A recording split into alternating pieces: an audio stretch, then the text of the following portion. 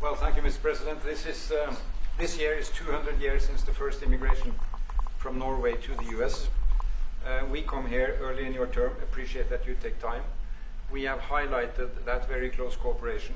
We are allies. We look after security in the north, in the Arctic. A lot of confidence between our services. We have discussed in detail the war in Ukraine. I have saluted the President for his initiative to make progress towards something that can be a ceasefire and an end to this terrible conflict. It is a complex picture, but it needs political will and push, and we have exchanged ideas on that. And then I think the President and his team have been open to hear our perspectives. And on trade, we have also emphasized that we can benefit, both of us, by trading. We can be complementary, and we can find good solutions. But first of all, I appreciate, Mr. President, the spirit and the tone of this conversation, which has been confirmation of a very strong partnership. Thank you very much. Appreciate it. Any questions? Can I ask you Yes. first, Mr. President, have you spoken about the tariff that you want to impose on Norway? Is there a chance that you can lower We spoke them, about even lower trade, those tariffs? and we understand each other very well. I think we'll have no problem. You think that you will get an agreement I think with we'll Norway? have no problem whatsoever with Norway. Mr. President, a possible visit to Norway? Did you two discuss a possible visit for President Trump to We Norway? didn't, but I love it. I mean, I've been there, and it is a beautiful place. They have. But I told the President that, you know, he is receiving us early in the term. He's welcome to visit Norway. We would like to have him, and it will be another way of emphasizing this strong friendship. Mr. President, Norway has been a staunch supporter of Ukraine Yes. since the Russian invasion in 2022. Has something been discussed here today that may have altered your views on things? No, we want to, very simply, I have no allegiance to anybody. I have allegiance to saving lives, and I want to save a lot of lives. A lot of young people, mostly young people. It's the war. It's the soldiers, and if we can do that.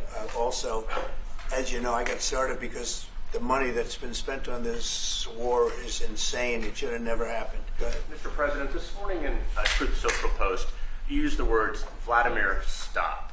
That seemed like a slightly different message, a personal message. What is your level of frustration with President Putin? I didn't like at this last point? night. I wasn't happy with it. And we're in the midst of talking peace, and missiles were fired. And I was not happy with it. That's what I meant, and that's, you know, what it said. I assume that's what you mean. Sorry, Yeah, if I the assume. bombs keep falling, will you consider additional sanctions toward Russia, or what will you do if President Putin does I'd not rather answer respond? that question in a week. I want to see if we can have a deal. No reason to answer it now, but I won't be happy. Let me put it that way. Things will happen. But do you still agree that Ukraine had to give some territory away to win peace? Well, it depends what territory. They've been fighting. They've lost a lot of territory.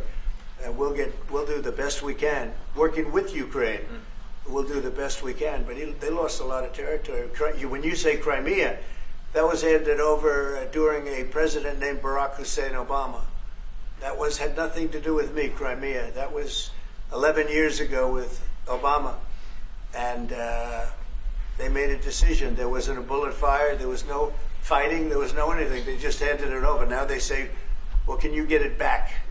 I think that's going to be a very difficult thing to do. That was given by Barack Obama when he was president, not by Donald Trump. Thank you, Mr. Mr. President, President. you had a long You have meeting, a peace Mr. President. proposal that you put on the table. It's a 30-day ceasefire proposal. Your national security team presented it to both Ukraine and Russia.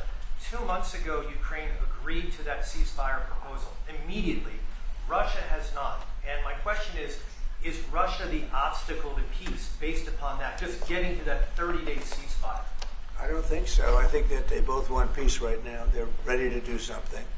We'll see what happens. Complicated, very complicated. But I think they are both very much looking to make a deal. Marco, what would you say? Well, first of all, what was put before our partners was options to discuss about things that it would take to end a war. This war is endable. Both sides just have to agree to it. We've shown them a pathway forward. We've discussed those ideas. It was a good meeting yesterday. There'll be good meetings over the weekend. We've shown them the finish line. We need both of them to say yes. But what happened last night with those missile strikes should remind everybody of why this war needs to end. It's horrible those missiles landed. What's even worse is there are today people that were alive yesterday that are not alive today because this war continues, and the president wants to stop it. And everyone should be thanking the president for being a peacemaker and trying to save lives. That's what we're trying to do here. It's not our war. We didn't start it, as you know. But we're trying to end the dying. We're trying to end the destruction. And we've shown the path forward. We can see the finish line, but both of them have to get there. We're going to do everything we can to help them get there, but they have to ultimately say yes. You said before that you like the Norwegian Petroleum Fund, and I'm wondering if that has been up for discussion today, the way that we have structured our money and whether. Well, this fund was created in the late 1990s to save for future generations the income from our oil and gas. Norwegians should continue to work as hard, dedicated, innovate, and move forward, despite having these incomes, which we happen to be in the period of our history where we can harvest, and we have transferred that into investments, half of them, by the way, here in the United States. So I think this is a model which we have been able to explore. If we can share experiences, and we do with our colleagues in the US, you never copy this one-to-one, but there can be techniques and way of working that we have used in organizing our fund.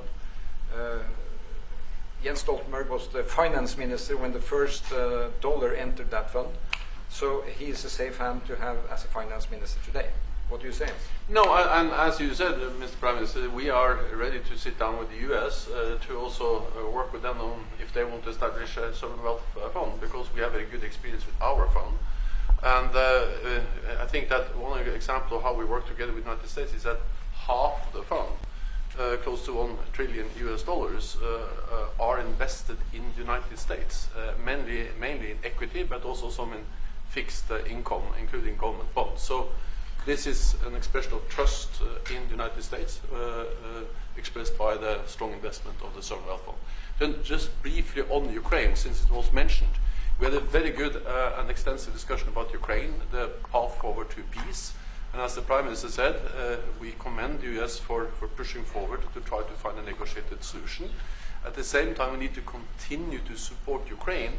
And therefore, I'm proud that Norway has actually tripled the military support to Ukraine. And this year, we will allocate close to $8 billion US to Ukraine. That will strengthen them and also their hand on the negotiating table. I may add to that, if there's a peace, and there will be a peace, we have a common responsibility in securing democratic Ukraine for the future. And the best security guarantee they can have is the ability to defend themselves. And we are investing in that. Will you have meetings with other world leaders when you're in Rome? Yes, I will. Which leaders do you want to meet, sir? Well, I'd like to meet them all. That would be nice. I'd like to take care of all of them, but we have many of them there, and they all want to meet. They want to meet about trade. And we are making some great inroads and great deals. You might want to speak about that, Mr. Secretary. We had a very successful bilateral meeting with the Republic of South Korea today. We may be moving faster than I thought, and we will be talking technical terms as early as next week as we reach an agreement on understanding as soon as next week. So South Koreans came early. They came with their A game, and we will see if they follow through on that.